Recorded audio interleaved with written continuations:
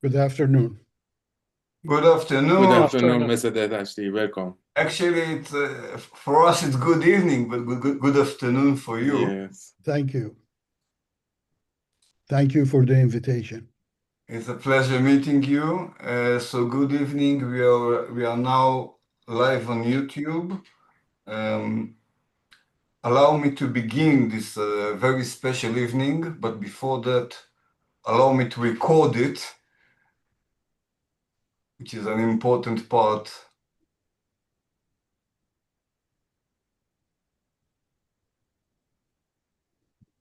Okay. So tonight we welcome you to a special event for Israelis with representative of the Iranian opposition. As Israel strikes Iranian regime targets within Iran and the Iranian regime bombards Israel with missiles, we have gathered for a rare meeting that will allow the Israeli public to hear directly from key leaders of the Iranian opposition at this historic moment. We have many speakers and numerous questions today, so let's begin. This event will be hosted by my colleague, Dora Bender, founder and executive director of the Israeli Hub for Democracy and Federalism, and me, Tom Wagner, the founder of the Israeli Middle East Center. So the first speaker I would like to introduce is my friend Bijan Kian, but I'm not sure if he's already with us. Bijan, are you with us? I know that he's a bit time sensitive. Hi, Tom. I'm going to get Mr. Kian. Give me a moment. Okay. So meanwhile, I think I'll ask my friend Fuad Khorshidi. Sorry, my friend. So my friend Fuad Khorshidi, he's an Iranian Kurdish Swedish reporter and pastor, and is also one of the heads and coordinator for the International Peace and Love Movement that is a prominent part of the Iranian opposition and operates to foster Iranian and Israeli relationship. For an Iranian Christian, you have your own perspective. First of all, please tell us a bit about yourself, a bit about the situation in Iran, and how you see it from your perspective. And we will have to make it short, so and we will have, of course, more time in the questions phase. Yeah, thanks a lot. Thanks a lot, Tom. Actually, it's an honor to be here with you all. As you presented me, I am an Iranian pastor, but not only pastor, I'm a human rights advocate and coordinate for Peace and Love International Movement. That I want to short say that what was that we did and what is that we are going to do. You know, it's not so easy to speak in this situation, but I have 3 points that I want to lift up and share with you. And first one, I want to start the thing that I have in my heart to share with you with King Solomon. King Solomon says that under the heaven everything is repeated and history repeats itself. And he also talks about the different seasons and times of life. There is a time for hate, there is a time for love, there is a time for war, and there is a time for peace. Now we are experiencing the time of hate, but we trying our best to experience a time for peace again after this war. I'm honored to be the coordinating director and spokesman for Peace and Love International Movement, and peace and friendship between the people of Iran and Israel actually have been 2 key issues that we in this movement led by Dr. Daniel Dana have worked for many years to revive and institutionalize peace and friendship between the 2 great people and noble people of Iran and Israel based on all our historical, cultural, and spiritual roots. And 2 years ago, before Hamas' brutal attack on Israel on October 7, we held first symposium conference for the first time in history at the Beit Zion America in Tel Aviv to tell the world that the Iranian people are separated from the Islamic regime and that the Iranian people have never had any enmity with the blessed Jewish people throughout history.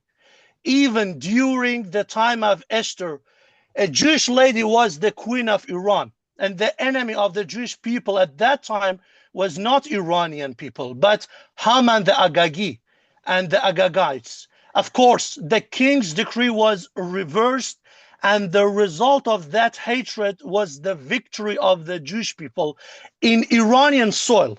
Listen to this. The result of that hatred was the victory of the Jewish people in Iranian soil. And of course, the destruction of common enemies that Iranian people and Israeli had. So history is repeating itself. Now Iranian people are not the enemy of Israel. And we believe that Khamenei is nowadays Haman, and his military is the Agagites that against the people of Israel. And as history repeated, the result will be repeated also. So the important point is that after the war is over, it is necessary to work together, we together, hand in hand, to repair the wounds, damages, and losses caused by this war, and to do great work to restore and rebuild our precious shared historical heritage. And second point that I want to speak about, actually, it's about the King Cyrus. You know, all of us know about the great thing that King Cyrus did in freeing the Jewish people from exile and captivity. But we must not forget that what Cyrus did was not only freeing the people, but he also helped the Hebrew return to Jerusalem and helped them in every way, including financial assistance, to not only rebuild Jerusalem, but also to rebuild the temple of the holy God of Israel. Even King Darius helped the people of Israel to offer sacrifices to the holy God of Israel. So it is my and our heartfelt desire and wishing that the great work that Mr. Prime Minister has started together with IDF and with the people of Israel to repel the threat of Islamic Republic and free the Iranians be completed to the end and help the people of Iran to rebuilding their country. We are ready to help you and waiting to get help. And the last important point that I want to share with you is that in this war, in this situation, not only Iranian Jews, but also this situation for Iranian Christian are very, very complex. I'm speaking about the Christians who were ex-Muslims, who were once Muslims and now have become Christians. The situation for them is very complex. Their lives are in great danger, both inside Iran and outside Iran. They are being threatened and persecuted by agents of Islamic Republic regime. And the reason is because they becoming Christians, they have actually come to believe in the God of Israel, God of Abraham, Isaac, and Jacob. You know what does it mean? It means that the regime calls them not ordinary traditional Christian. The regime called them Zionist Christians and accused them of espionage and betrayal of the homeland. Of course, you know, it is honor for Iranian church to be a church that loves Zion and Israel because they have come to believe in God of Israel. So one of the things we are doing, and we need your help with this friendship and cooperation between the Christians and Jews. You know, we will no longer allow this poisonous theology, replacement theology, that created hatred during a century in Europe, enter the churches of Iran again. Instead, you are faced with a generation of Christians among Iranians who boldly consider themselves pro-Israeli and see their fate of Iran as depend on the prosperity and blessing of Israel and Jerusalem. It was all that I had in my heart to share with you tonight, and may the Lord bless you all and keep you all from Zion. We stand together, and we will and we can do great things together. Thank for me. Tom. Thank you so much, Fuad. I understand that my friend Bijan Kian, that was supposed to speak now, is in another urgent interview. So I think, Arash, are you ready to speak now? Could you please first invite Mr. Naimi? I Yes, would really love Mr. Naimi to speak for yes, us. sure. Maybe you can introduce him, please. Sure. Mr. Kiumaz Naimi is the CEO of Cyrus Forces based in United States and one of the key figures in Iranian opposition in United States and a great person. We would love to hear from you, Mr. Naimi. Please speak for us. Thank you. Good day and good evening to everyone, wherever you are. My name is Kiumaz Naimi, and I'm an Iranian-American that I live 17 years of my life in Iran, and then moved to Germany, and then moved to United States. And here I am fighting the mullah's regime since 1979, from day one. I am the organizer with the Cyrus Force, which is Peyrovan Kurosh in Iran. We've been fighting the mullah's regime for 46 years, and unfortunately, we have not been successful until now. In the past 6 days, we appreciated what the Israeli government done and get rid of most of the head of the armed forces of Mr. Khamenei. And now Mr. Khamenei hide in the rat hole. And just like they get Saddam Hussein out of the rat hole, I'm sure they're going to get Mr. Khamenei out of the rat hole soon. Now is the time that the people inside of Iran, they take it upon themselves and come to the street. And even though the mullah's regime is so weak, last night I received a tape from Tehran that the Basiji, they are destroying the innocent people in the street. And I don't understand why the innocent people, they don't get together, more or less, to get rid of this regime, these people, these Basijis. We have more people in Tehran than they can go after the Basijis official than ever. But we have to give the people intensive that go ahead and finish the job. Don't be scared. They kill you, you go ahead and you kill them back. Don't wait there until they destroy you and take another 40 years for us to be in this position. At this moment, my conversation is with the Iranian people inside of Iran. Please be strong. Make sure that take your country back and make sure that you have your freedom as soon as you can for the future of yourself and your family. This mullah's regime's time is up. And as my friend Mr. Khorshidi mentioned, the story repeated itself like the Cyrus Great 2,580 years ago. In Babylonia, the Cyrus the Great comes in and free the Jews and give them their freedom of speech and freedom of religion.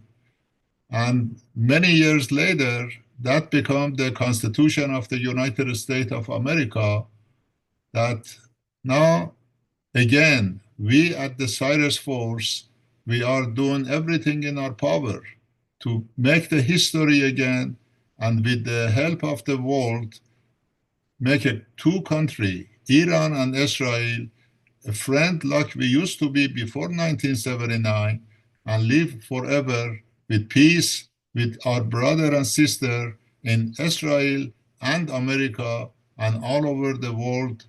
So we have to get rid of this mullah, and now is the time to do it. Thank you so much. Thank you so much, Mr. Naimi. So, dear Tom, would you like to introduce another guest, or should I? Yeah, no, I think I should introduce you. Okay, I wanted to introduce Mr. Dehdashti, but yeah, whatever. Yeah. So let's honor him. Sure. Mr. Dehdashti, are you with us, sir? Yes. Yes. Good Would you evening. please kindly speak for us? Absolutely. I'll be honored. Thank you. Good evening, everybody. My name is Siavosh Dehdashti. I'm an Iranian-American, have lived in United States since 1971, followed by my professional life that has taken me all over the world, doing business and interacting with different people. I am proud to represent the Iran Project of United States, as well as the Progressive Association of Monarchists in Europe and in Iran. The goal of the Iran Project, which initially was formed as a think tank, was to explore ways to facilitate the downfall of the Islamic regime in Iran. And this happened right after the Mahsa Revolution. And within a few weeks, we developed a roadmap, a structure for an organization that had the potential and still has the potential to being the transition team that not only facilitates the downfall of the regime, but also help manage the aftermath of the downfall. When I joined the Progressive Monarchist Association, most of the focus of this organization is inside Iran, in different provinces, and they're focused on organizing different unions, people, educating people on how to participate in civil disobedience, educate them on their safety during difficult times, and so on and so forth.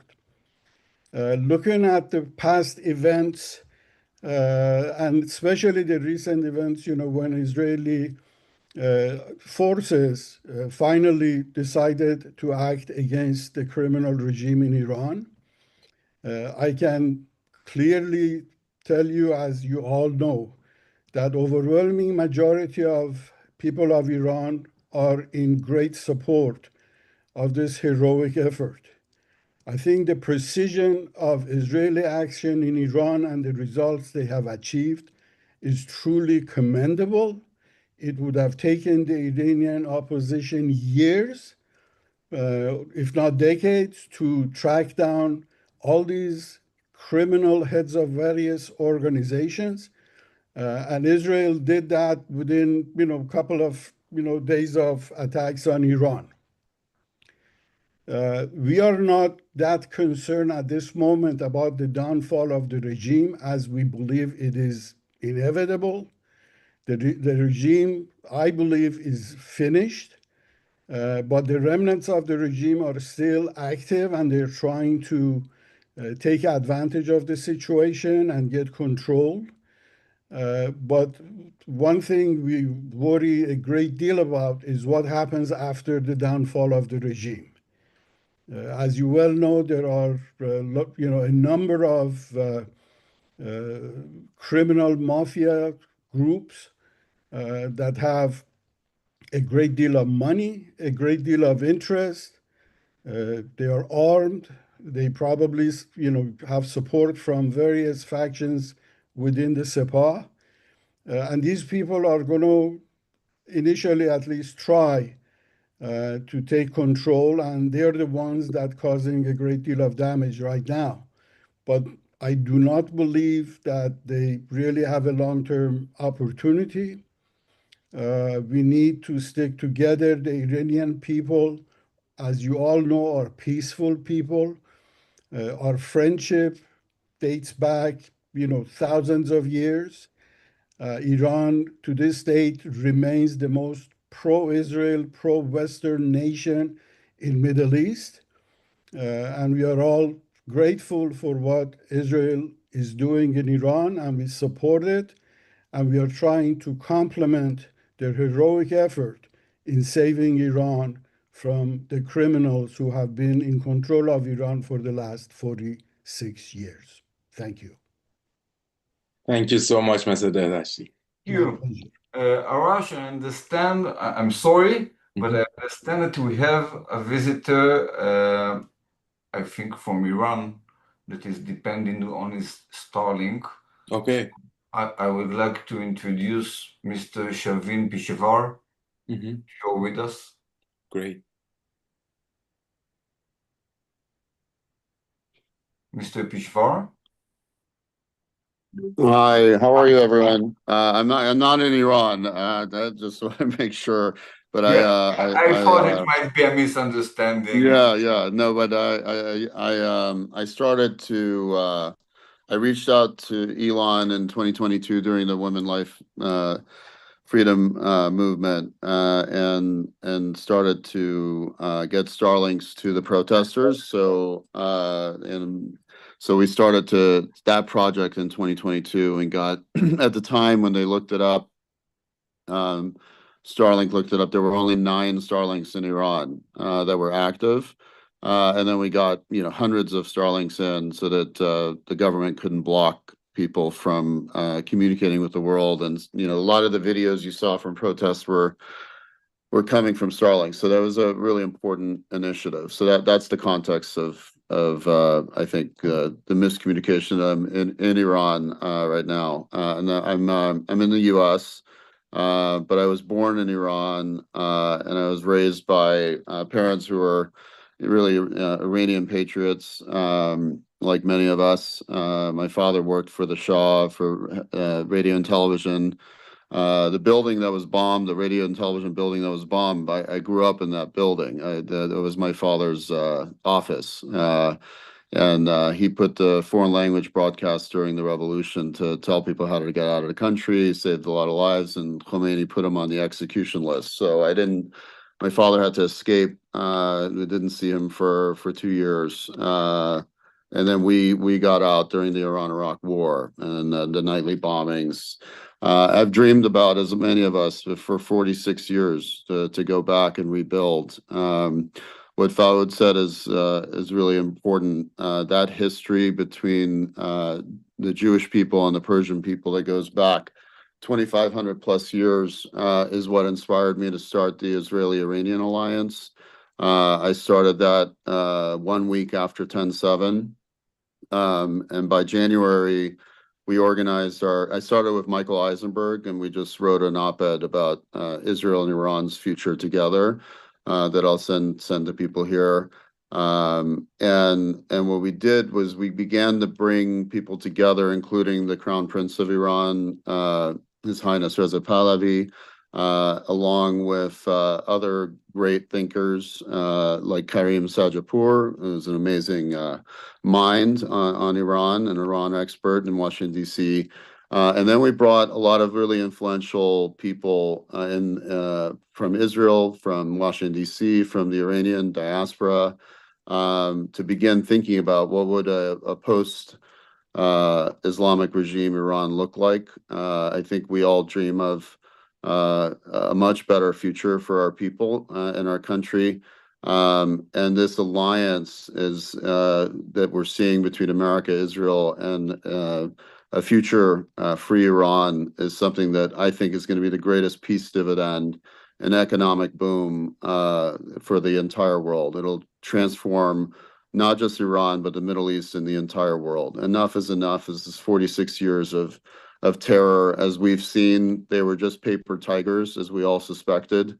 It's absolutely embarrassing and shameful that they are as weak as they are, and hopefully this whole thing will be over soon, and the Iranian people will be safe to come into the streets. I think some of the people that are saying, why aren't they in the streets today? Well, they would get mowed down. So I think it's not.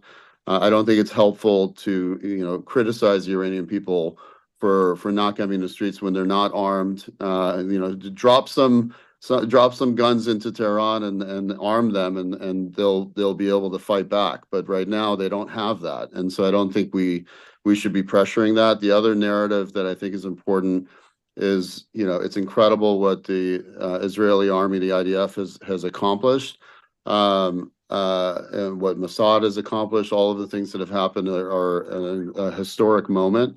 But at the same time, none of that would be possible without thousands of really courageous Iranians who collaborated and got the intelligence to them and risked their lives and their families' lives. And I think we need to be talking about that, because that's much more important than millions of people in the street right now that would actually be killed immediately without being able to defend themselves. But the true soldiers, the true fighters, are the ones that have been able to get this critical intel to be able to have such a successful operations happening with Rising Lion. I think what we need to begin transitioning to is beginning to talk about the future. Rather than talking about how awful the Islamic regime is, their days are over, their days are numbered, we all know it. And so we need to be productively focused on what happens next. How do we rebuild? And one of the things that just as a technologist, because I helped build Uber and SpaceX and Airbnb and a bunch of other global technology companies, and learned a little bit about how do you use technology to speed things up. The blessing of this timing is that this is happening in the middle of the AI revolution, in the middle of everything that's going on that is going to be transforming not just Iran, but the entire world. And so even though we lost 46 years, we're going to make up for it in record time and surpass it. So if you bring the whole Iranian diaspora and the brilliant 90 million people and their potential, we can make up for what was lost and surpass it in record time. In 10 years, Iran will look, like a very, very different place.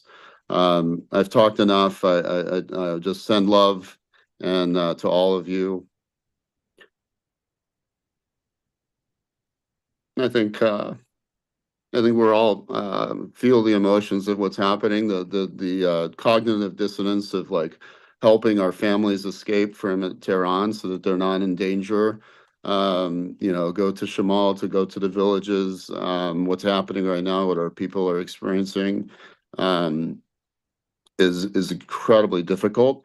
But also the hope and the dream that we can be free again is something that I think is lighting the way for all of us. So, love you all. Thank you so much, Shervin. Really appreciate it, and amen to everything you said. Mr. Naimi, did you want to make a remark? Yes, sir, if I may. Please do. Okay. I want to bring to the attention of the world that the mullahs in the past 46 years, they are taking advantage of their constitution. And if I want to explain to you guys what's happened with the constitution, it takes a long time.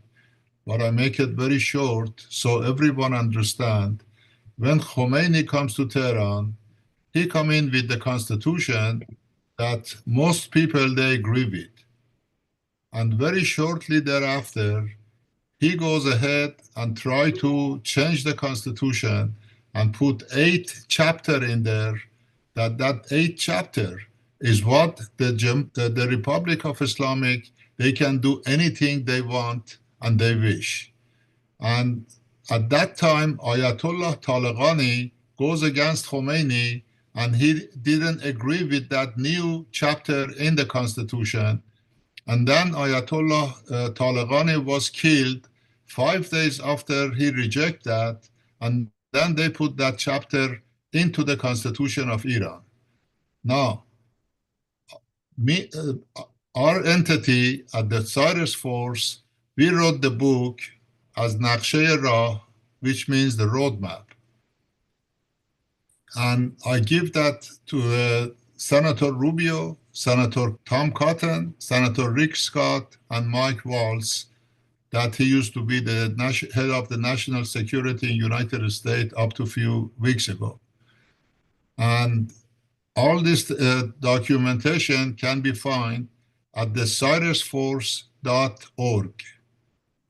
And now the first thing that the next government in Iran have to do, change the constitution, and then from there on, they can get on with their life. And like this gentleman before me, he mentioned, we can rebuild Iran within a record time because we have a knowledgeable people and we have a new technology, and we can bring our country back to the point that our Iranian people, they can be friend and very close with the entire Middle East and Europe and United States. Thank you, sir. Thank you. So now I would like to introduce my friend Arash Hamedian, who is an Iranian born, currently living in Germany, a member of the Iranian opposition advocating for free, secular, democratic Iran and peaceful, sorry, maybe democratic is not the word, but a free, secular Iran and peaceful, constructive coexistence with Israel. Currently, Arash is co-writing with me the book Cyrus Accords, which describes a narrative of Iranian-Israeli coexistence and peace. Arash, thank you for joining us. Thank you so much, dear Tom. And thank you. I'm so glad to be here. Great people and so many great personalities. Also, Mr. Sherwin, I'm glad to see him. I follow you on Twitter, Mr. Sherwin. And I'm not going to repeat so many things that we already know. Like we love each other and, you know, things that we know. I'm going to try to answer some questions that I hear recently many times also from the Israeli side, that why people are not rising.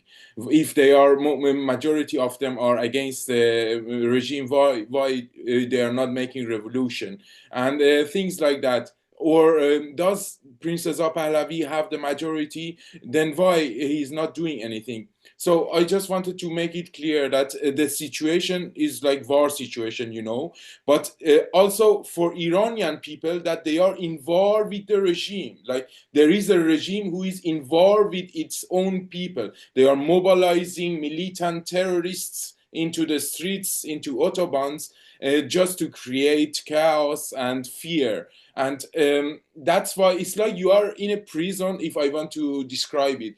And the guy who is guarding you is an evil guy who always torturing you.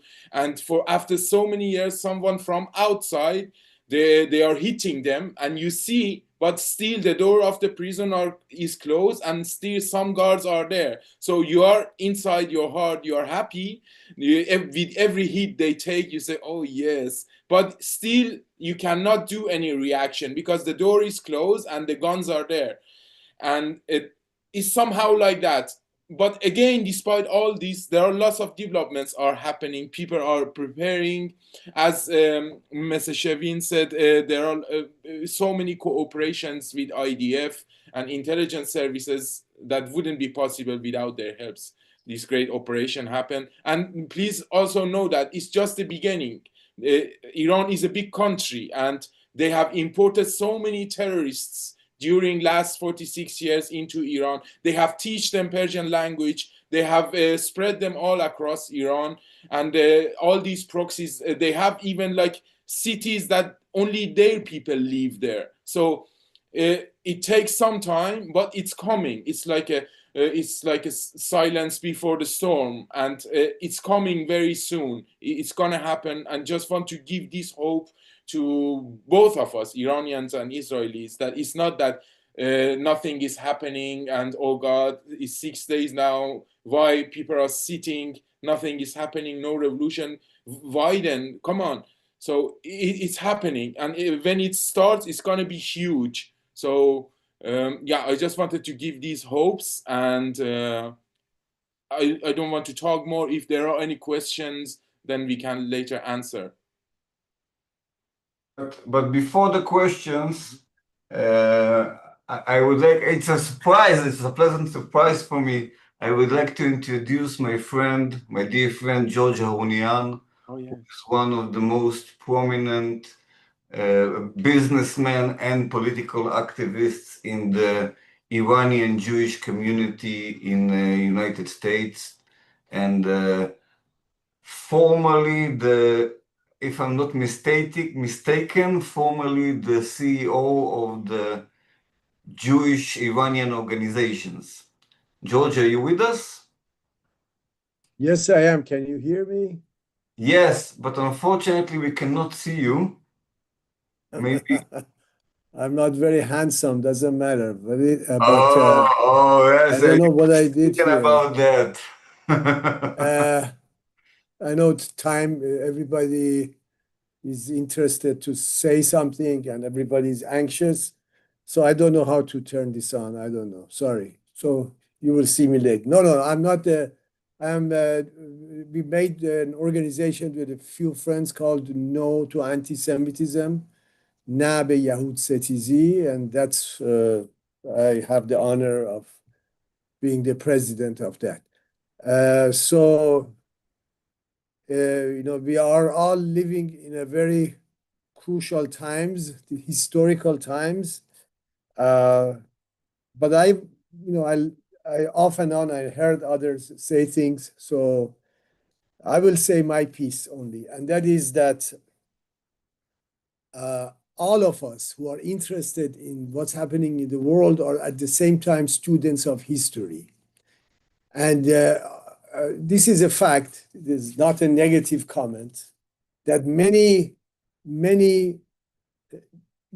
Jews and non-Jews do not know much about the history of Iranian Jews. Why I say that, I will explain in a few words, and I give the podium to others. There is a saying in the West, I'm sure most of you are familiar with it's the Jews are the canaries in the mine. Canaries in the mine are, they are the first ones who smell the gas coming. Our history, which needs to be published, needs to be talked about, in the past few hundred years that we have access to information, recorded information, but by unbiased people. It's all about if the Jews were under pressure, under discrimination, or there were propaganda or teachings against the Jews of Iran was by the religious authorities, the mullahs. And that is, if they were beating, if there were forced conversions, if there were rapes, if there were properties were taken, it was because of them. And that is exactly why when the Islamic Republic, or before that, Khomeini was coming to power, that's why many Jews left Iran. Many think that they left after execution of El-Ghanayan, but it's not true. Many, of course, did after that. But many left before that. And of course, many left before the independence of Israel and when Israel's independence was announced. So in other words, and they found better lives and a more secured life, no matter what is going on. I have many friends and family in Israel, and they are very happy that they are there. Back to the present situation.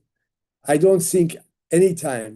This is not a slogan, and unfortunately in Iranian political discourse, there is a lot of sloganism, and I'm very upset with that. It's by people in the opposition and obviously by the regime. They always talk about something that it is not the case. But let's go back to what I was saying. What I was saying is this, that I don't think in the history of Iran and the history of Jewish people has ever been a moment like this, where the destiny and the situation, their lives of both have been so related and intertwined to each other. And instead of observing history, we should be making history. Now is the time, and I wanted to write something about it in the past, that this internet and social media has taken away a lot of what work people have to do. People need to do things, and they write tweets and they make comments on social media. This has replaced that. Now is the time to tell our friends, and I am telling my friends in Iran, now is the time to be bold and take over. And I'm sure among the military and the police, there are people who are fed up and they are shaking, they want to leave. So obviously not being inside Iran doesn't give us an advantage. Only we can speak only. But I am like to finish. I don't have much else to say. That I'm concerned about people of Israel, concerned about the people of Iran, but we read history we read 20 pages in 1 hour, but those 20 pages happened maybe in a few months or a few years. So what's happening inside Iran is history being made, and I pray every morning, and my Jewish friends know what I do, the tefillin, is that I pray for the downfall of the regime. And by the way, for some of you who know or you don't know, they don't believe in the history of Purim. But today, according to Jewish calendar, is the day that Achashverosh or Chashayar Shah allowed Mordechai and Esther to, instead of the Jews being slaughtered, they took care of their enemies. Today, according to Jewish calendar. And I don't think that's a coincidence. Maybe we should believe that there is a higher power doing things out of our control. And I wish for the best for Iranian people, for Jewish people, two people that I belong to, both of them, and I'm proud of both of them. And sorry you cannot see my face. I don't know how to turn this on. Okay? Thank you very much. Thank you for your wisdom, as always. Thank you. Have a great evening. Thank you. I think, I'm not sure, but I think that we, for now, all of the Iranian speakers that are on this Zoom call have already spoke. We were supposed to have a few more Iranian speakers that haven't joined us so far. Maybe they will. Is there an Iranian representative in this conversation who haven't spoke yet? If so, please introduce yourself. And if not, we will continue to the question side, to the questions part. Okay, so I think that our friend Mika Khazini will join us in a bit. But meanwhile, I think that we will begin with the question part. Dora, are you ready to host your part? Yeah, definitely. Thank you so much, Tom. And thank you for all the speakers. It's been really, really inspiring. So we have a few questions. The first one that is coming back, and some of you answered it, but if you can expand, what would you say is missing right now for the revolution to start? What's happened if Israel will finish the war? Do you think that the revolution will continue? Or what can help it to spark? It's anyone in particular that would like to answer that? It's open. If I want to say in one word, I say internet. Internet, yes, definitely. Okay, yeah, please go ahead. Yeah. I believe that when Israel finishes the job they have started, the Iranian people will come out. I want to build on what Mr. Arash Ahmedian mentioned earlier, comparing Iran to a big prison. And I think that's a very good comparison, because I believe even if today, if you open the doors, and I do believe Israel has opened the prison doors, many prisoners don't dare to walk out, because for the last 46 years plus, they have been conditioned by constant executions, beatings, imprisonment, that, if they step out of the line, they could really pay a big price for it. So they are kind of being very cautious. And while they hate the regime that is, ruling Iran, they really don't know how to go about fighting them and overcoming them. That has been one of our focuses by, networking inside Iran and educating people and teaching them how they can do things without endangering themselves and or their relatives, their friends. This will take a little bit more time, but I do believe that with all the people, all the thugs that have been taken out, there are still few remaining. But when all of those are out, we are going to see more and more defection from the armed forces, from the Basijis. And I also want to highlight the fact that, when Israel started their attack the first night, reaction of the regime was not to, try to secure the country and defend itself from the attacks of Israel. They immediately send out their thugs, under Yagane Vijay and, the plainclothes people, and started intimidating people from coming onto the streets. Most of these thugs are not even Iranians.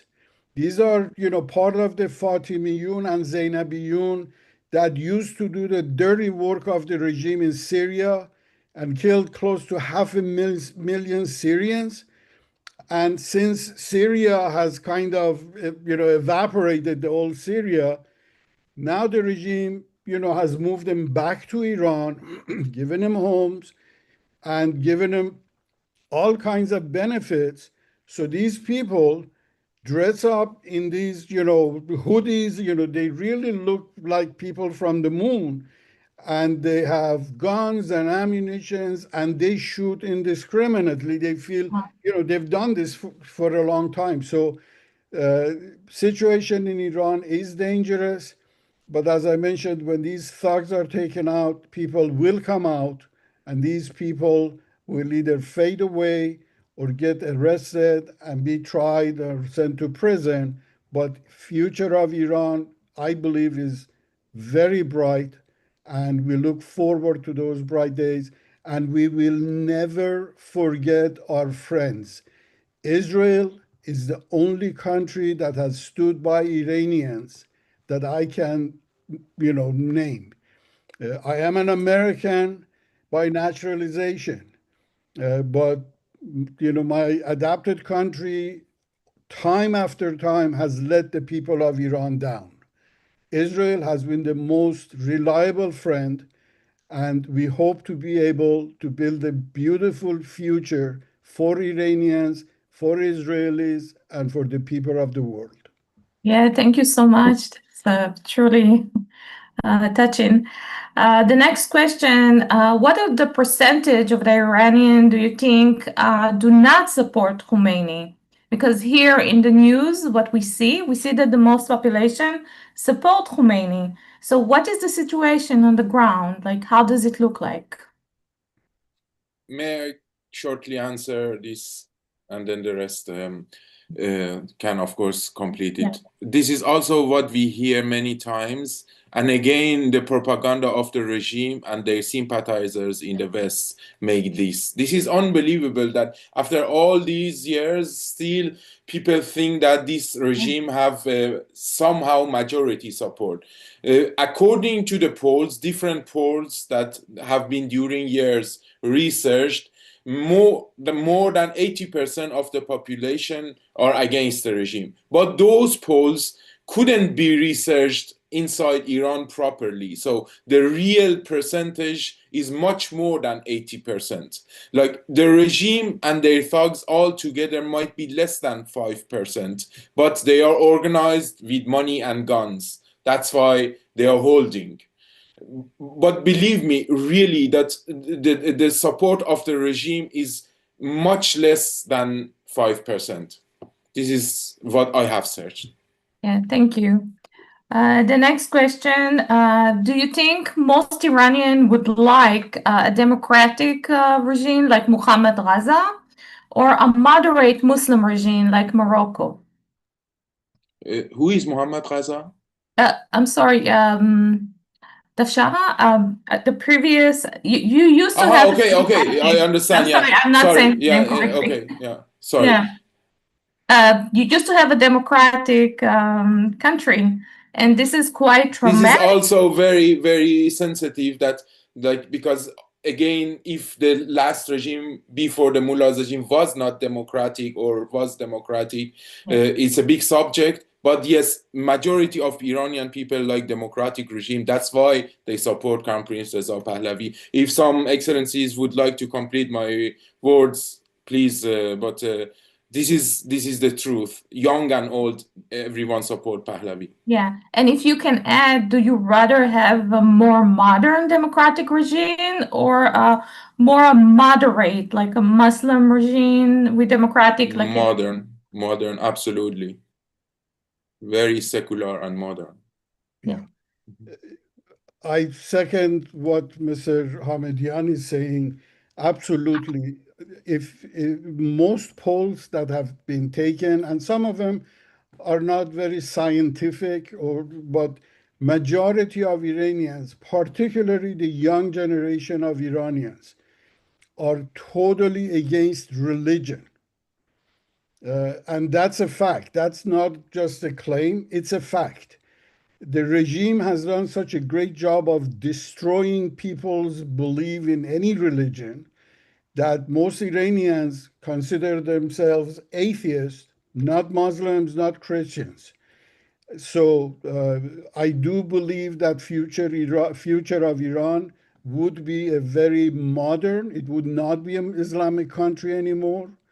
Islam will always be around because, some people, need something to hang on to. But given the past history of the regime in Iran, Islam will not play a role in the government. People would not allow it. And I am very, very hopeful and very excited about some of the younger generation in Iran, how talented they are, how modern they are, how progressive they are. So I do not believe Iran will ever be, at least, for the next, 50 to 100 years, a religious country. All right, thank you. We have a question from Selena. So you are with us in the Zoom. Hi. Hi, hello. Yeah, if you can present your name and Yes. please. Hi, my name is Selena. I'm from Tel Aviv, from Israel. Thank you for all the speakers that threw some light on the situation in Iran these days. But I want to address something that nobody has spoken about. There's a shift that I noticed in the past 6 days, and it's not just me. It's like it's happening on social media. It's happening in the circles of Iranian people that I know. A shift that, I don't know, some type of nationalism woke up in some of the Iranian people in the past 6 days since we started the bombardments in Iran, and they kind of forgot that they wanted freedom for Iran, and now they are shocked and angered that Iran is being attacked, and they're started to equate Israel and the Iranian regime. I'm sure that if I saw it on the social media, like everyone here saw it, there's women without hijab cursing Netanyahu, cursing Israel on all social media, especially on TikTok, on Instagram. And there's like tens of those videos, maybe much more probably. And I wanted to ask you, the speakers, the Iranian speakers here, what do you think about it? How much of the Iranian people do you think are shifting in this direction? Because it's a very scary direction, if you ask me. And as what has been said towards the silence of the Iranians, someone here said that they don't have guns. There were countless uprisings among the Iranians in the past years, where thousands have been killed, imprisoned, tortured, where they were fighting for freedom. Why are not they on the street today? Someone else said about the internet. Elon Musk came and gave Starlink, so there's the internet for everyone if they want to. So everyone that is here in this group, I understand that they think the same as a week ago, but on the internet, I see a shift in the mindset of the Iranian people, and I wanted to ask what do you think about it, because nobody has spoken about it, and I think it's important. It's a really important question. I just want to address a couple of things. It's definitely the Islamic regime can for sure and is actively trying to get like a patriotic response, take advantage of this to be able to make people feel like, oh, Iran needs to be defended, etc. So that's definitely a risk. The things on TikTok and so on, I would just be careful, because they are experts at misinformation, and it's not just Iran, it's also their allies who control some of those algorithms. Sorry. And so I understand, but I'm talking about people that I've been in touch with for years, Iranians that supported Israel up until six days ago. And I'm talking about friends of my Iranian friends that are shocked about the reactions of their friends and their family and their relatives. I'm talking about like personal cases, and then I extrapolate what I see in the social media. You know, I don't think like everyone is like controlled by the Iranian regime. And I'm sorry, 1 second. And I wanted to say that I'm comparing this also to what we had in Lebanon not long time ago, last year. And I can tell you that the vibe in Lebanon of the Lebanese people was 180 degrees different than what we see in Iran today. That's my take on it. Yeah, what I was talking about is the magnification beyond what the actual numbers are. I also see what you're talking about. I've seen it, and the reason is because, you know, people have families there. They're afraid for their families' lives. Their families are trying to.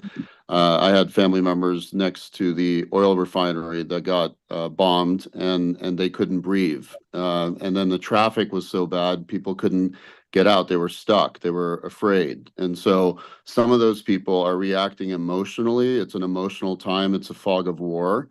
So I would just have a more empathetic understanding to the roots of what those reactions are. They're human at the end of the day, and they're afraid.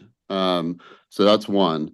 Second, you know, the comparison with like places like Afghanistan and Syria and other places. One of the things that I talk about is the reason why I'm much more hopeful about Iran in terms of reconstruction is you can't really compare Iran with these other places.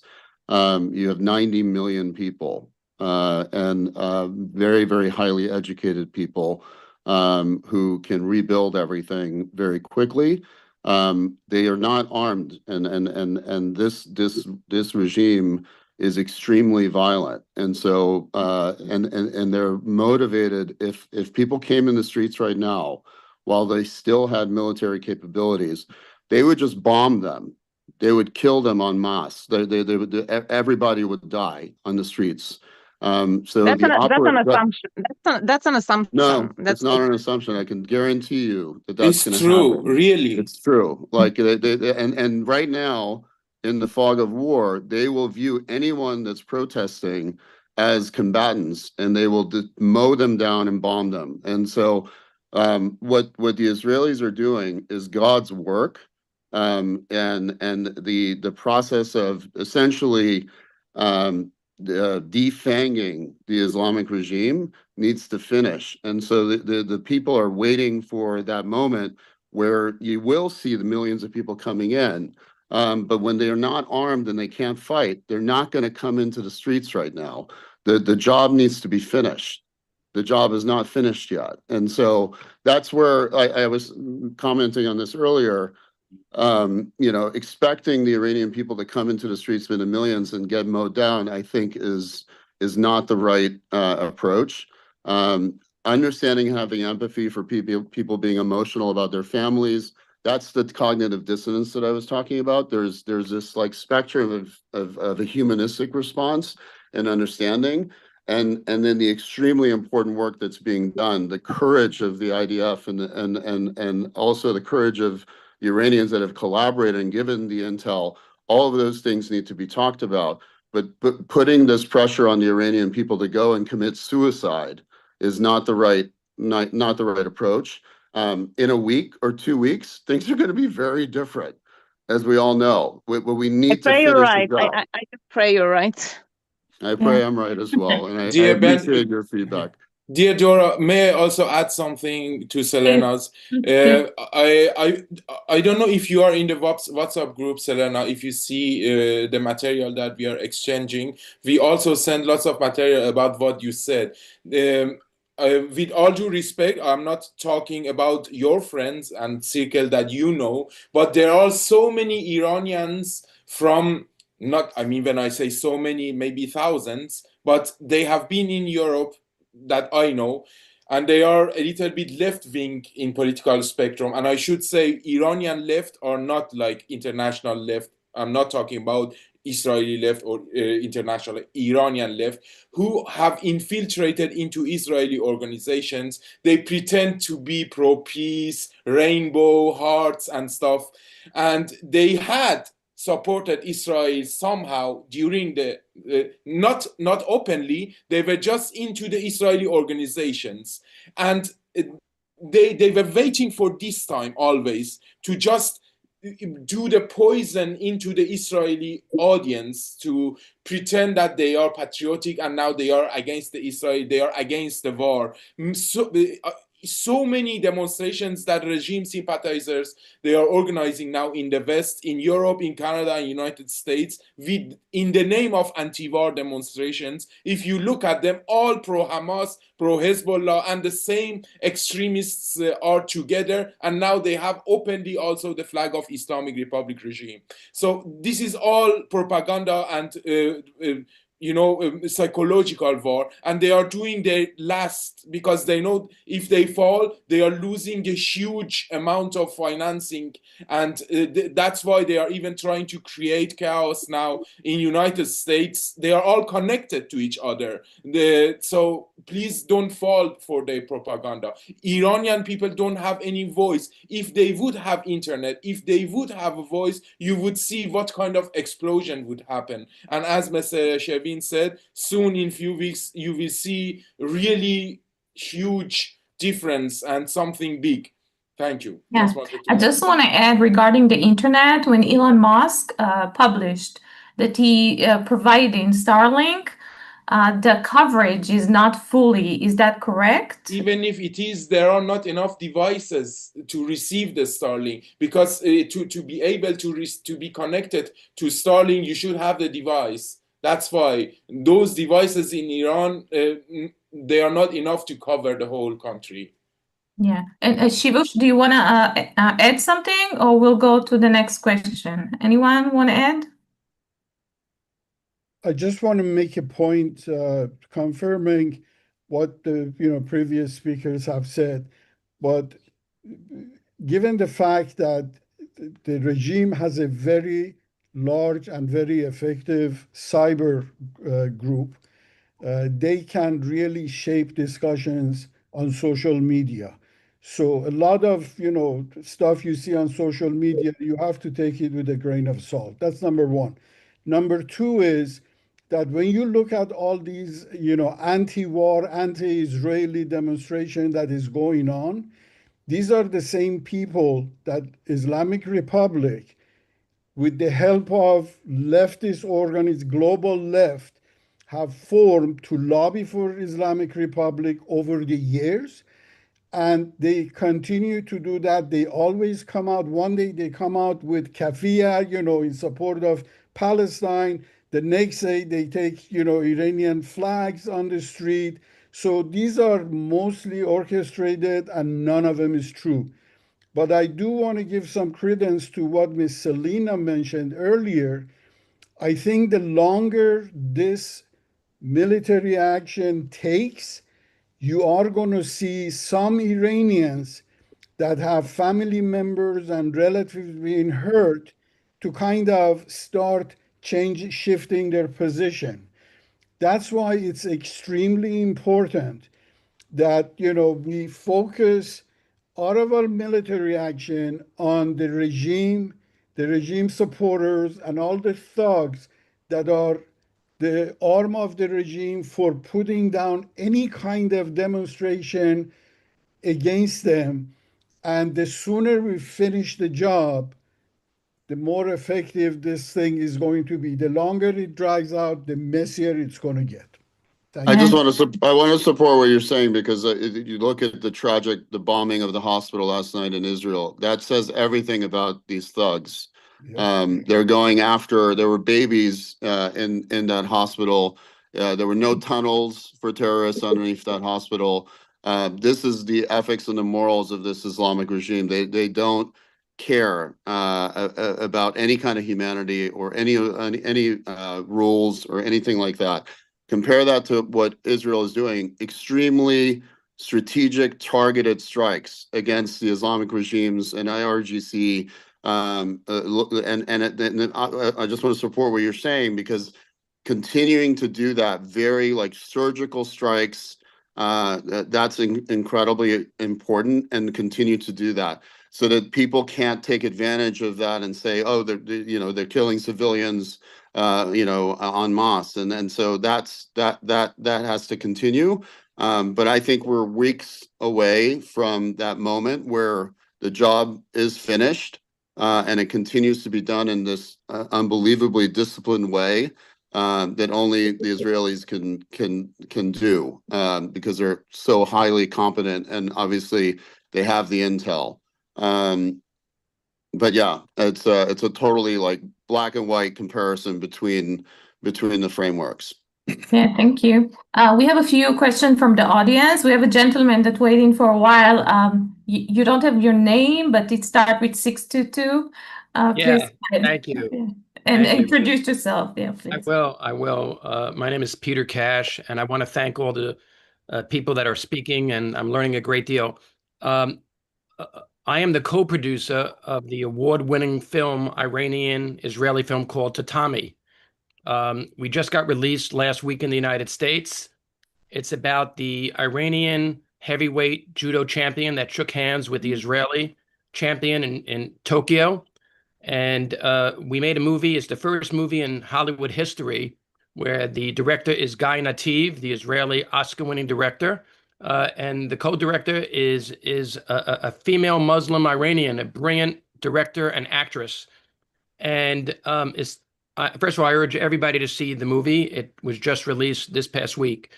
My question is, people are saying we only need a little bit of time.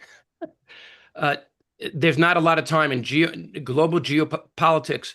3 weeks is a lifetime. And when people say that we just needed 2 weeks or 3 weeks, it's not sustainable. And so my question is for the experts on the panel is, could that be potentially shortened?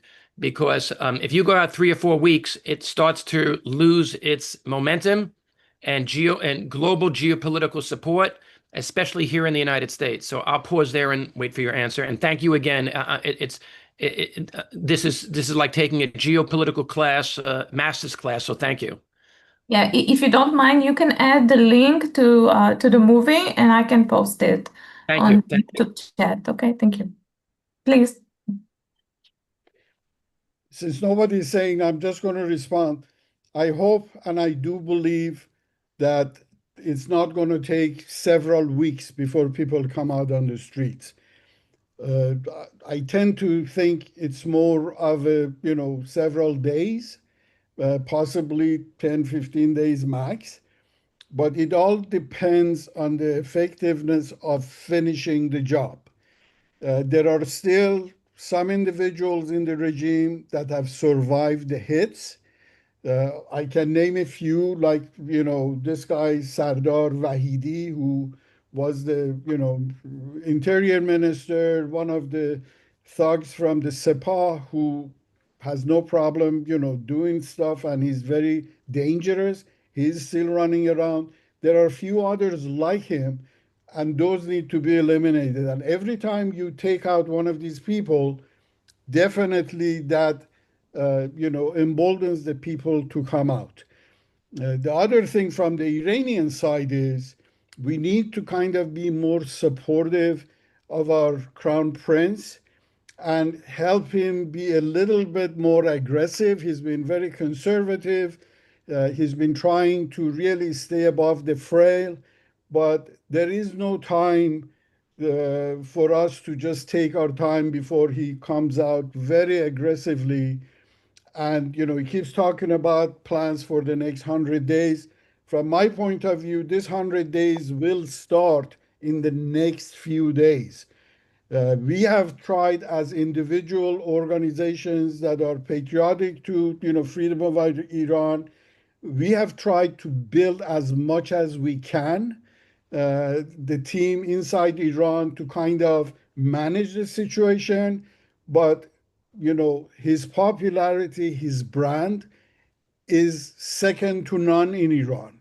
So one little step from him really brings in a great deal of support where all of us have to work 100 times harder without having that much effectiveness. So we need to be supporting the prince. We need to kind of get him a little bit more active inside Iran, not just with words, but actually with, some actions that would give hope to the Iranians.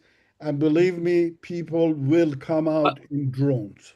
Slavish, what would be some of those actions that you would recommend if you were able to speak with him? I have been trying to communicate with him the importance of really having, a very competent small team of experts that, they can organize groups, events, security inside Iran. This is what we have been trying to do, but our resources and our brand is, so little. It's nothing comparing to him. So having a organization in Iran is absolutely critical. Now, I'm hoping that he has I know he is the most popular political figure in today's Iran, but that's different. Popularity won't gain you anything in this situation if you stand only on popularity. You have to have, execution capability, and execution, I don't mean killing people, but you need to be able to deliver, tangible, visible stuff that shows you are coming in. And I think that would really make a big difference. And I hope to make that happen with the help of patriots like Sherwin and, others that have close ties with him and can help him do that. Thank you. And Raj, do you want to add anything? Very, very quickly about the timing and what elements could speed it up. If United States come into the game, first, that's a big step, and that can speed up things and also bring a huge more hope to the people. And also, if United States decide finally to support our opposition leader, because he is also under so much limitations, despite his work of 24 hours day and night, despite his being even in contact with some military people who want to come out of the regime and stay with him and the people. But many things depend on the decision of United States administration. And we really hope that this time they decide to stand with the Iranian people, which will speed up hugely the procedure. Thank you.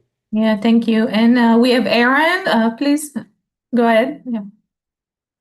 Yeah, hi, thank you. Good evening, everybody. My name is Haron Ariel Avi. I'm the Managing Director of the Ottawa Interfaith Center, work in partnership with Tom at the Middle East Center, and work a lot on the religious side of diplomacy. Based in Israel on the Gaza border. My question, I have one comment and two questions. One about waiting. I actually think it's a good idea. I'm not suggesting we should push you. It's not the right time to walk out and, as you said, just spilling good blood for nothing. There's some, I can't tell you exactly when, but some waiting right now makes sense. We also know it from our history in the Israeli independence movement or the Zionist movement. Now, this leads me to my question, because when we talk about the Iranian opposition, it's not like one monolithic movement. There are many different sub-movements and frictions and segments. Let's put Mujahideen Khalaq aside, okay? But even without them, you have separatists, you have monarchists, you have all kinds of groups. If and how can those groups work together? Are there any negotiations between you? And again, going back to our history, we had different undergrounds in the 1940s. And at some point, all of them, the far end capitalist and the far left socialist, they all came together for the sake of building the country. They build the country, and then they still fight to this day. Okay, they still fight every day at the parliament. But we have a country to fight for or to fight in. So you need to make this slip, to unite for a moment, build the country, and then. So how is this going to happen? And then my other question for my colleague Michal, who is not on the call. What would be your suggestion to us? What are the next steps I'm not Mossad, I'm not the Israeli army. What can we as civilian leaders, religious leaders, cultural leaders, community leaders here in Israel and the Jewish diaspora, what can we do or should do tomorrow morning to support this process? Yeah, please, who would like to start? I'd like to take at least the first question. After the Masa Revolution, as I mentioned, when we got into forming this think tank and find the solution, one of the first things we did was looking at all the opposition groups, Iranian opposition groups. And I was really stunned to realize that at the time, they were roughly about 50 different groups that probably 30 of them were monarchists or claimed to be monarchists. Maybe another 25 or so claimed to be, Republicans, and 5%, socialist communist groups. But when you looked at actually how many active members they had, their numbers really, many of them was less than the number of people, fingers on my hand. So it is not like the opposition groups have big power base outside Iran and they must come together. That's why very early on we said, you know what, we are not going to put any energy in uniting all these self-proclaimed opposition groups outside Iran. So we focus on, the overthrowing the regime is a technical work, is not necessary, although the result is political, but the work itself does not require millions of people. You can put together a highly effective team of 15, 20 people to start with. And this regime can, that small group with proper resources can really quickly undermine the regime's grip in Iran. And that's what we've been trying to do. The real opposition to the regime are in Iran, not outside Iran.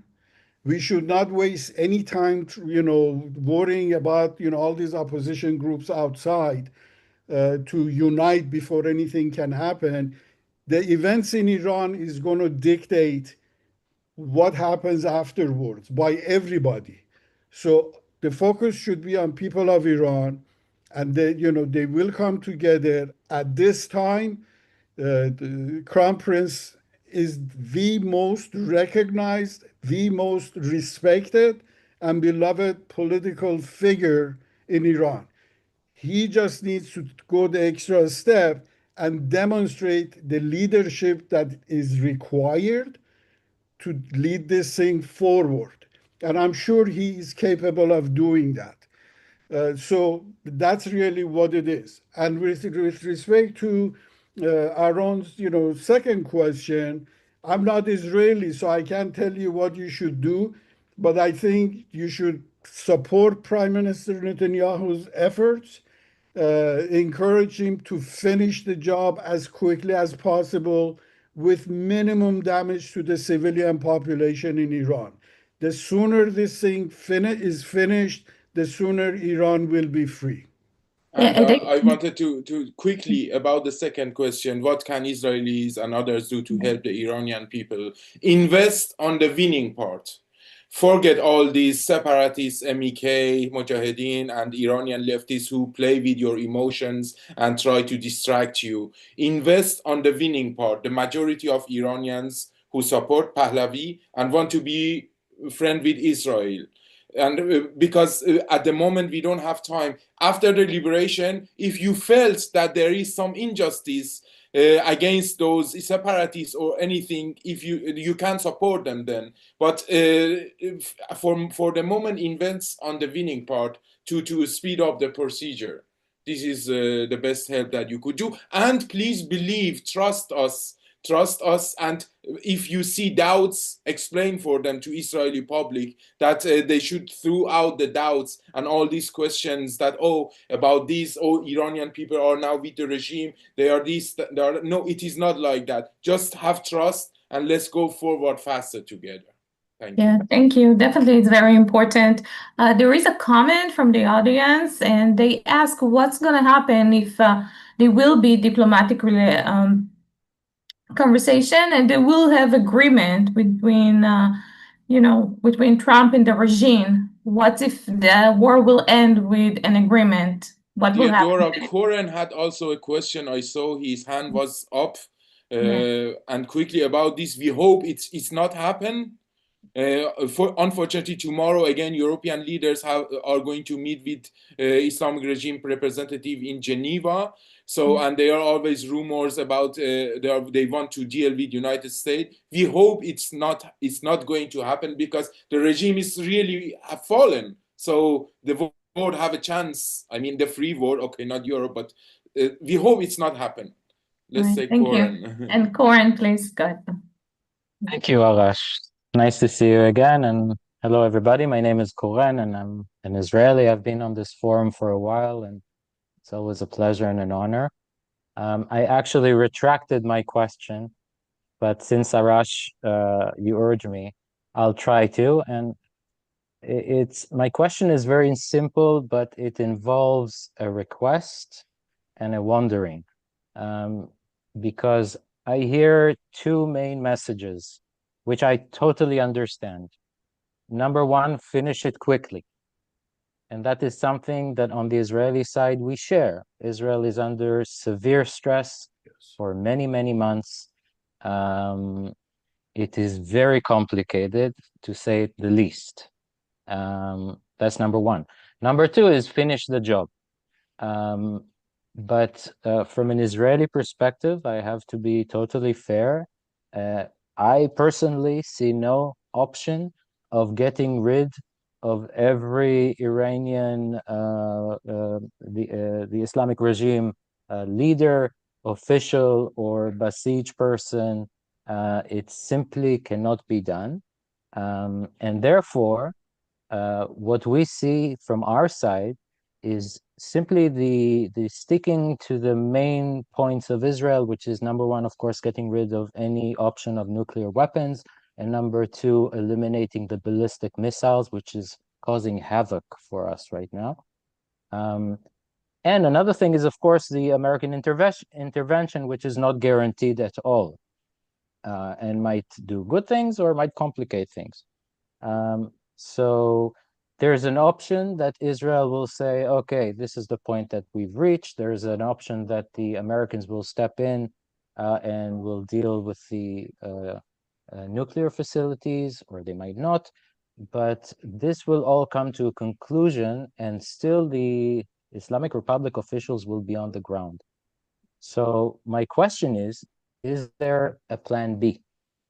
And the request which is unfolded in it is, please don't have expectation that Israel will get rid of the Islamic Republic. No. Only Iranians could get rid of the Islamic Republic. So is there a plan B? And of course, telling me we don't know is a totally legitimate answer. Thank you for listening. You will.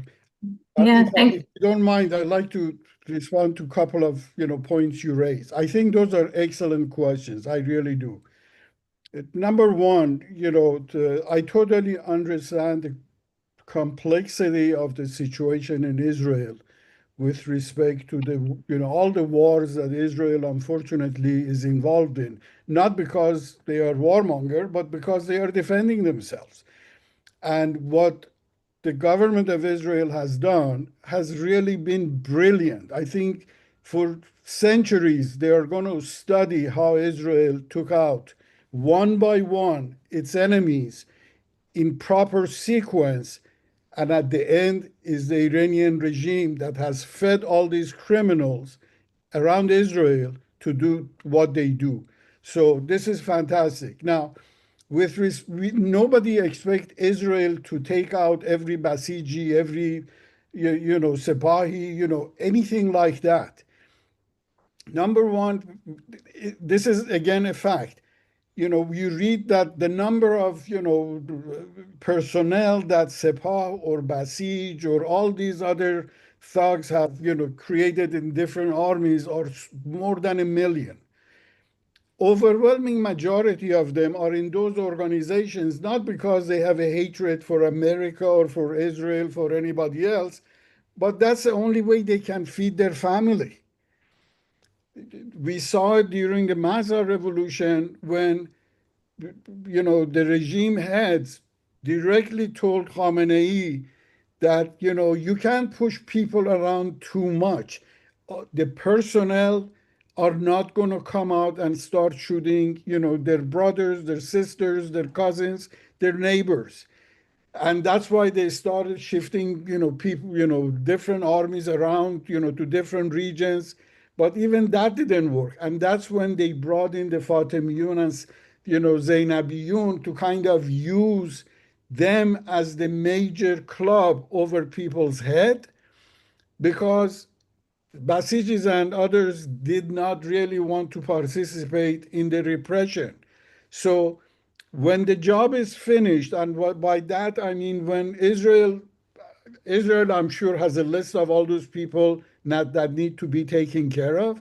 When those people are taken care of, you will see, and with, again, on the Iranian side, hopefully it would be our crown prince. But if not, we are not putting everything in the basket of our crown prince. The work we do is to really, build the organization, build the networks inside Iran, that, let's say, tomorrow, our prince decides he wants to retire from politics. So what's going to happen to Iran? So what the work we are trying to do is really grassroots and building the organization that would oppose the regime. And regime, because of its hate, because the people have no respect for the regime, no love for the regime, and they're hated, there is no way this regime can survive. They're not only corrupt, they are not only anti-Iranian, they are incompetent in running a government. The only thing they are really good at is how to steal, how to cheat, and how to kill people. That's what they're good at. But that's not going to keep them in power. So have faith and continue your support of the Iranian people, because the future of Iran is going to be built in the hand of the Iranians, nobody else. Once, peace is restored in Iran, we are going to need partners like Israel with all its technology in water management, in land management, and many other aspects that Israel has excelled, to really build Iran up, and together we can make that happen. That's all I can say.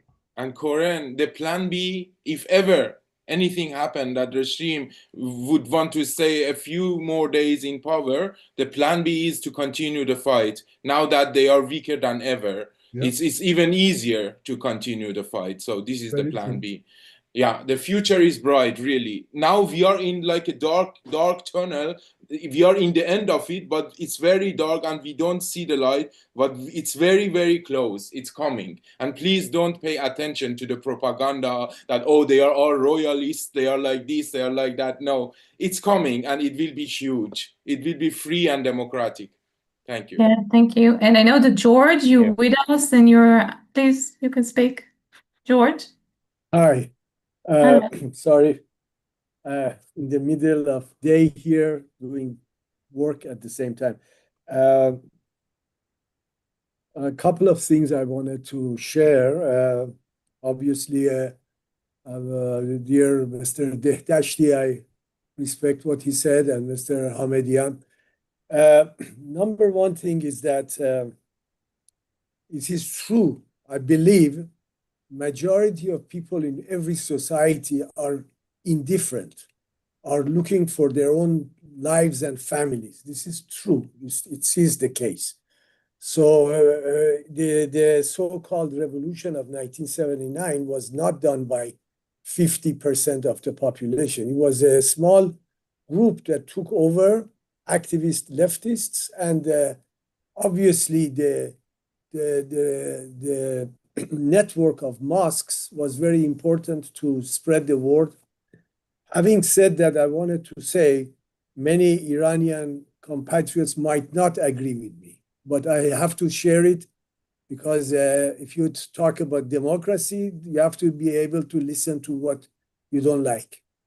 I believe the residuals of anti-Semitism are very much among many Iranians.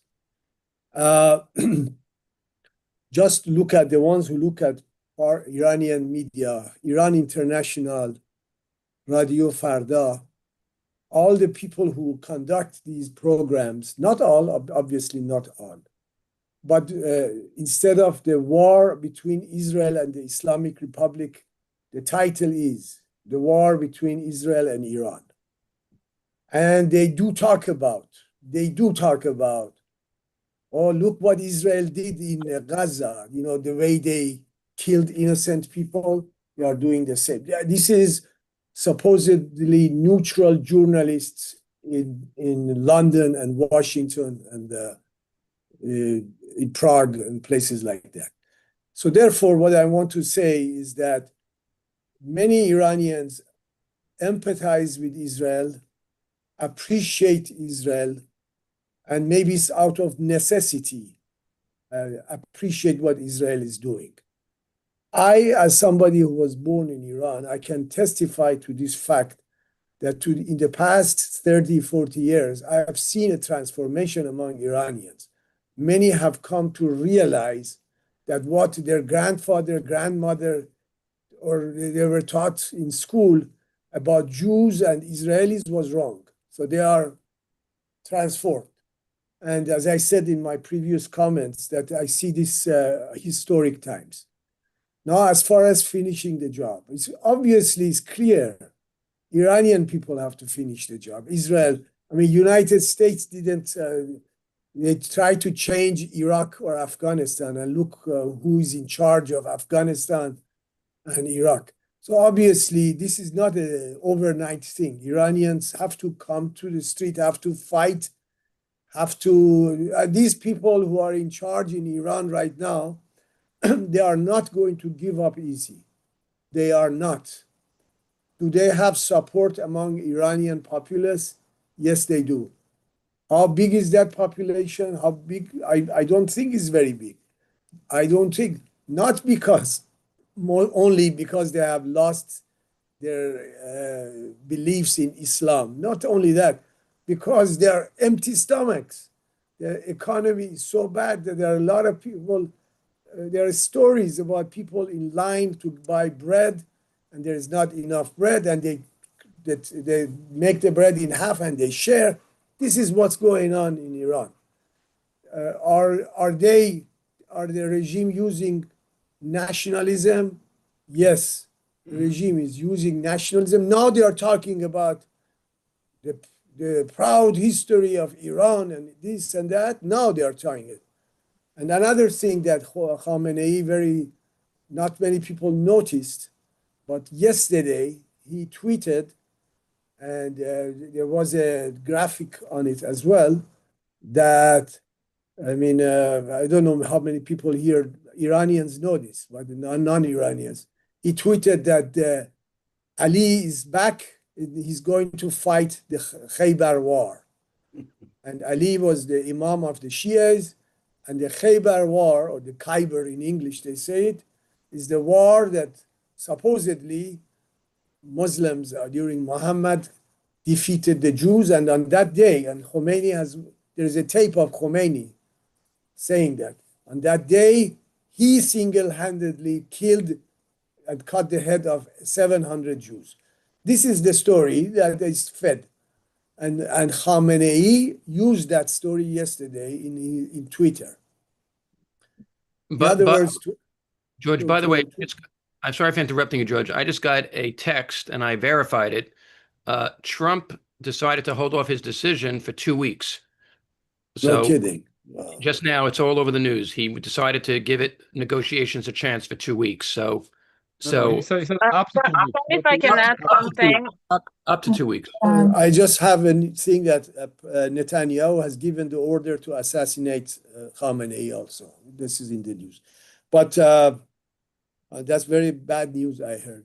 I thought that Trump should come in. But anyways, I don't want but to... he said, one moment, I want to clarify something. He said within 2 weeks. An hour from now is also within 2 weeks. So that's very important. Very important. Yeah. Thank you, Sherwin. In any case, I'll finish. We have good people here. I want to say that nobody knows what's going to happen in 1 hour. But from my personal experience, and this is only personal, I believe that there will be Iranian people will come in, will rise up. And I just want to pose this question to everybody here, as maybe you have talked about it, but who do you think helped Mossad do all these things that they have done in Iran? It's not Israelis born in Ashkenazi Israelis. No, it's no question. It's Iranians within Iran who are helping Mossad. And these I believe are patriotic Iranians who help topple this regime. So that shows the level of dissatisfaction of many Iranians with this regime who are willing to endanger themselves and cooperate with Israel to hopefully sooner the better destroy this regime. Thank you, George. Please go ahead. I want to respond to a couple of George's very good comments. Number one, George, when I was growing up, I grew up, going to elementary school with my very dear Jewish friends, Baha'i friends, Zoroastrian friends, Christian friends. Really, none of us looked at each other as, strange or, bad or good. We were all friends and we had a great life together. However, I'm not going to sit here and pretend anti-Semitism does not exist among Iranians. I think especially, before all of this, there were anti-Semites in Iran, just like there are anti-Semites in US, in Europe, everywhere. And that's very unfortunate. But I can say this with great confidence, that the last 46 years have turned many of those people that, talk down, the Jews and this and that. Many of them are not great supporters of the Israelis because of Israelis' actions and because Israel has become the powerhouse that there are. So I don't think we ought to kind of stay focused on, anti-Semitism in Iran because it's never going to go away. I think, being, prejudiced against different people is in the genes of humans. I don't care where you go, in US, in Europe, there is always, oh, he doesn't look like me, so he can't be as good as me. So that's not an issue in Iran. But the future of Iran, I think, is going to be different. The regime, really the hardliners that are still supporting the regime are probably 5% of the population, if that many. And they are all disillusioned by the fact that their beloved supreme leader is hiding in a rat hole somewhere and have left people exposed to bombs that, supposedly our enemy is, throwing at us. So, yeah, I truly believe the end of the regime has already started and has happened, and there is no way they would recover from this. And even if Israel, after they are done with, their targeted, attacks, when they pull back, whether US is in or out, I guarantee you the people of Iran will get rid of this regime by themselves. And that's something we all have been working for. As with Trump, I've lived in US, most of my adult life, and I've followed the politics. Trump is a very unique phenomenon. Number one, he's never been a warmonger. He doesn't like wars. He has never started a war. And because he ran on that, one of his, campaign, messages was that he stands for peace and he wants to bring soldiers back home. He's very careful where he commits the US military. And he also has a great deal of, these conservative neocons that, are, all of them are not really his friends, but, because they are Republicans and because they identify as conservatives, they are putting a lot of pressure on him to kind of not get into a war. But if you look at all the resolutions that has come out of the US Congress, they all insist that Iran cannot have any enrichment capacity, Iran cannot have ballistic missiles, Iran cannot have proxies all over the world running and killing people. And Trump also cannot, against the will of the Congress, go and do something to prolong the life of the regime. So he's walking, a very tight rope. But at the end of the day, I do believe Trump is the biggest supporter of Israel. I do not know any US president that have been so pro-Israel. And I think if you see on the surface, sometimes he kind of pulls back and distances himself from the Israelis. It's only to serve his own political base and really nothing more than that. Trump will never, and I've been saying this since Trump became president, there is no way Trump would reach an agreement with these people. What Trump has demanded, that has been stamped by the Congress, is for this regime to change its violent nature. And that's impossible. These people cannot live not being violent, not being thieves, not being thugs. So I'm not worried about, some agreement between Trump and them. And even if there is an agreement, these people are not going to survive the Iranian people. I'm confident of that. Thank you. Arash, do you want to add anything? No, I totally agree that we really should keep the hopes, because in any scenario, any case, the fall of the regime is coming. It can be tomorrow, it can take few weeks, but they are falling. So we all should keep the faith and hope and go strong together. Yeah. There is another question that needed a little bit of clarification. We all hope that Iran gonna transition into a democracy, but at the same time, you speak here about the son of the Shah, the prince. You mentioned him several times. So how do you see the balance? Yes, thank you so much. I'll try quickly to answer this, because this question always comes up. It's not that a few people here are talking about him. It's not only about that the diaspora outside of Iran talking about him. It's about what he has done during last 46 years.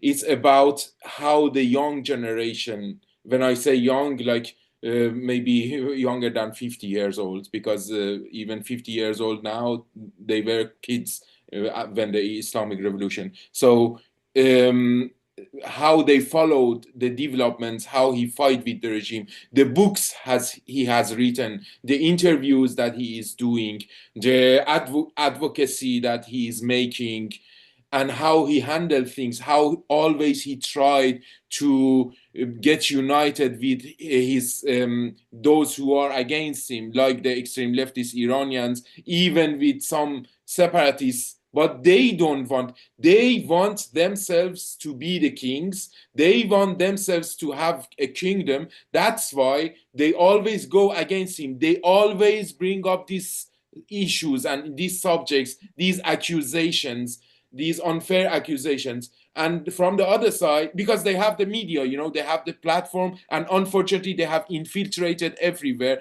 And unfortunately, this ignorance and arrogance from so many pro-Israeli institutions in Europe and the West, who many times not intentionally fall for the propaganda, always create these barriers that and you know, guys, like this is also something that is like kind of, I'm trying to be very polite, but it's like kind of like interfering into the internal affair of something that when you see there is a opposition, when you see the people inside Iran are calling his name. I'll turn on this light, it's very dark here. So why still you are insisting to focus on the negative side, to focus on those very few negatives? I'm trying to be very polite, not call them the terrorists, which they are, but still to emphasize on them. Oh, what do you think about the Kurds, Baluchis? And they themselves inside Iran are saying we are supporting Pahlavi, we are not separatists, the people. But still these few groups always in Europe and the West bringing up these subjects. And I want to tell you guys, please make sure that there will be democracy, there will be no misogynistic behaviors that the Islamic Republic do, or their allies, which are like, they were all together, you know, in 1979, when they made the so-called Islamic Revolution. All these people who have become now heroes of democracy and human rights, they were all together. Please also don't forget that they were also very anti-Semitic. Now suddenly they have become pro-Israel. So please don't forget the historical facts too. And just make sure that everything will be okay. Please invest on the winning part. Please trust us. Thank you. Dear friend Arash, thanks a lot for everything, but just let me add something. I agree with most of the things that you said, but we have to be very careful that not entitle all Kurds or Azeris and Arab speakers like separatists. No. Because we have to speak about the Kurds. We have to speak about Azeris. We have to speak about... But we are all Iranians, aren't we? Yeah. So why should we separate them? It's like we are giving the narratives. Then I am saying I am from the north. I want to have a kingdom in the north. I see. The other guy from... May I finish? Yes, I'm sorry. You know, Iran is a land of diverse ethnicities and languages and cultures. So we all together are Iran. So the thing that we can do in this situation, helping Prince, he also has to actually bring all representatives from the different language and cultures inside Iran to a coalition.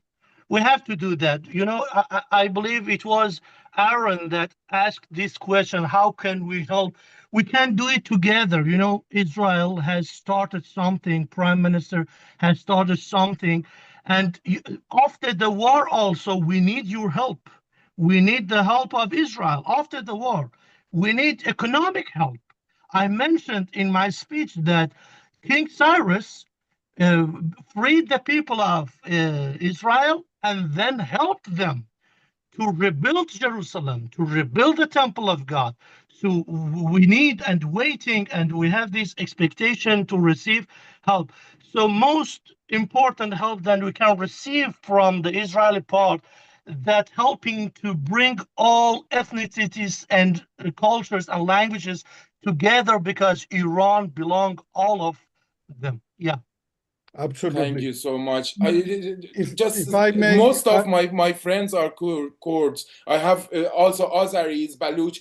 I'm not talking about Kurds inside Iran. I'm talking about the minority outside Iran, which unfortunately they are not Iranian Kurds. And you see, my attention is because the oppression that they have on me and Iranian opposition, because they are into everywhere and they are really suppressing us very brutally. The ignorance, the boycott that we are facing is because of them, that they are there and the doors are closed toward us, everything. And it's so breathtaking that the unfairness, the brutality that we are facing is very undemocratic. But then they come and always bring up these issues, you know. That's why I'm saying that Kurds inside Iran, they consider themselves Iranians. And of course, after the liberation of Iran, there should be freedom and equality and respect for everyone. If someone doesn't have that, we Iranians would make revolution and bring the justice for them. Baluch, everyone. Prince said that after the liberation of Iran, the first place that he wants to go is Baluchistan and then Kurdistan, the most oppressed people. But the amount of, you know, pressure we receive from these groups, and I said again, they are not, most of them are not from Iran. That's why I want to make things clear that please don't fall for them. If I may add one little, you know, Please. note to this. As part of this, you know, the Progressive Monarchist Association, we have, you know, a good network of freedom fighters in Iran. And many of them are Kurds, are Bakhtiaris, are Baluch. These people, they all consider themselves Iranian and are putting their lives online for Iran. I have had specific conversations with several of them about what about Komele? What about this small group that is so active outside Iran? They say, you know, they're like a 2% or 1%, you know, of population. They don't speak for Kurds. Most Kurds, Iranian Kurds, consider themselves Iranian first, Kurd second. That is the truth. And again, if need be, I'm hoping in the future I'll be happy to invite some of them to come on the program and say, you know, you hear it from themselves. So Iran, as you correctly stated, is a diverse, you know, society of ancient people, and they all have respect for each other, and they all love Iran and want to live in a peaceful Iran and enjoy their lives. Yeah, thank you so much. I want to add that for me at the Democracy and Federalism Hub, we are promoting federalism. So you have a great opportunity also to utilize the opportunities within federalism because of your diversity. So thank you. This has been truly inspiring, and thank you for everyone. And I will give, please, the stage to Tom. Please, thank you. Thank you. So I also want to ask, I think, the final question, and we already started discussing the day after the war. It's a bit presumptuous because the war only began, and there's a road to do before we start speaking about the future. But let's do speak about the future a bit. As I mentioned before, my friend Arash and I are writing together a book that's called The Cyrus Accord, that basically portrays the past and future narratives for Israeli-Iranian alliance, I would say. Arash, maybe you would like to talk to us a bit about what are the Cyrus Accord. I think that most Israelis are not familiar with the term itself, and they should be familiar. Let's discuss it a bit. Thank you so much, dear Tom.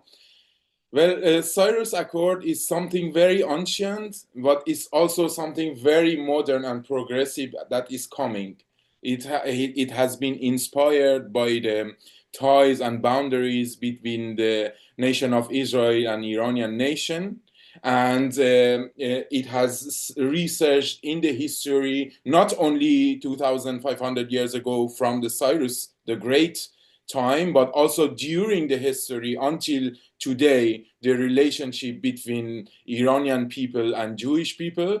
And it looks forward to great cooperations between Iran and Israel after the liberation of Iran, as Tom said, the day after the war, in technology, intelligence, art, cultural exchange, and so many other things.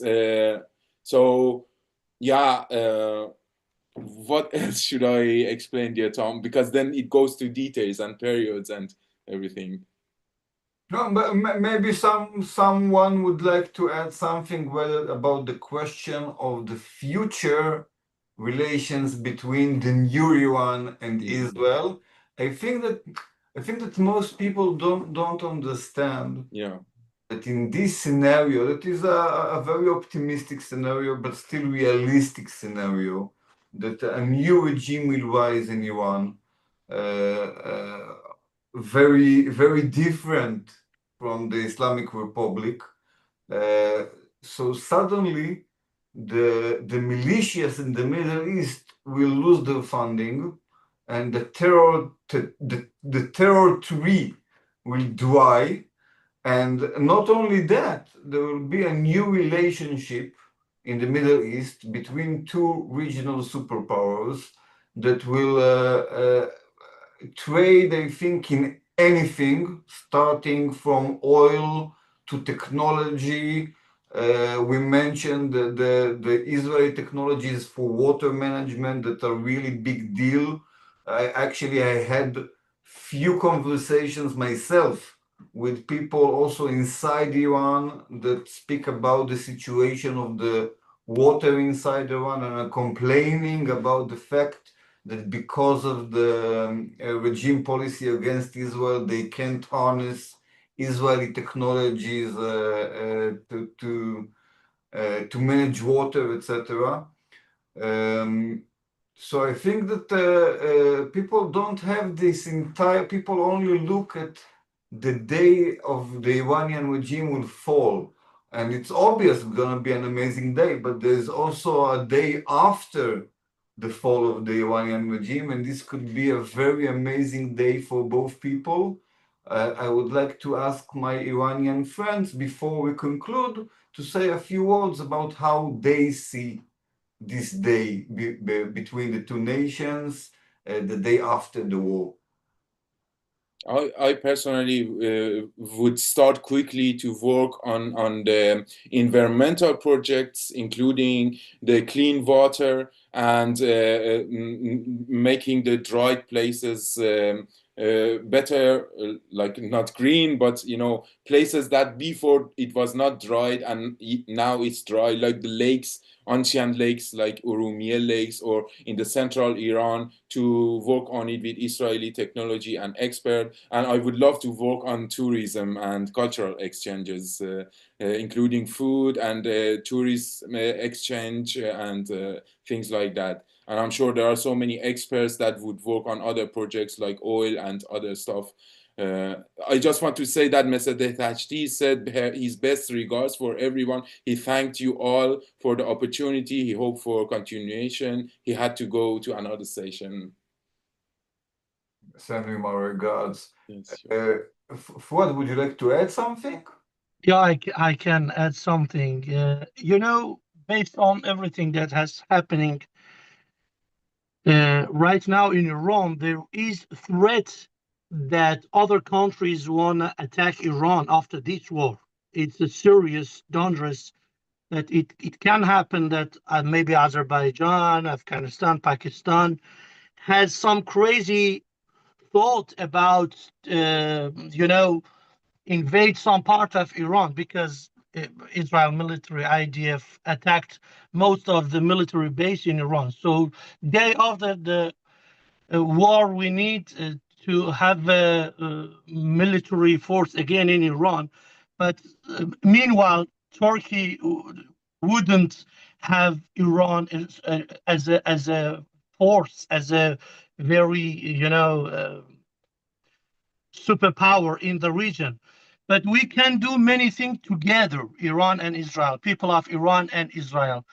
As for me, actually, I'm planning to move to Jerusalem to help most of the Christians that want to travel to Israel and visit Israel, to helping them, to holding the conferences concerning peace and love, and concerning the unity between the church and synagogue, and everything about peace and friendship and love.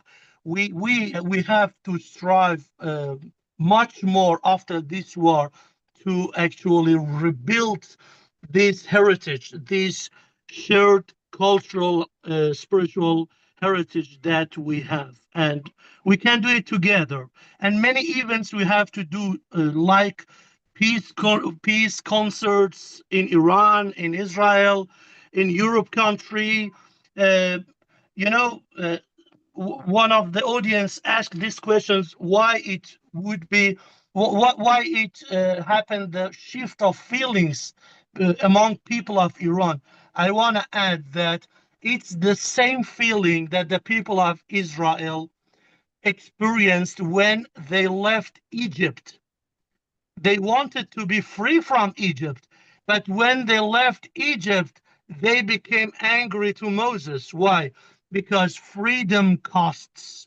Freedom is not easy. Freedom costs life sometimes. So it's hard from being captive to experience freedom. It's a way from A to B. So it's at the end of the day, all of them are human, and maybe their feeling just go up and down because everything and every factor. But many things we can do together. We stand together. Amen. And personally, it was the cherry on top for me to hear that you plan to move to Jerusalem. I look forward to many days and nights of seeing you. It will be a great present. Amen. Amen. See you soon, Tom. See you soon in September month. I booked my ticket. I'm gonna hold you to your word, and I'm more than looking forward to host you over here physically. In this optimistic note, I think that we can conclude for tonight. Azadi Iran, Am Israel Chai. Thank all of you, and see you soon. Thank you so much. It was wonderful. Thank you so much. Thank you. Bye.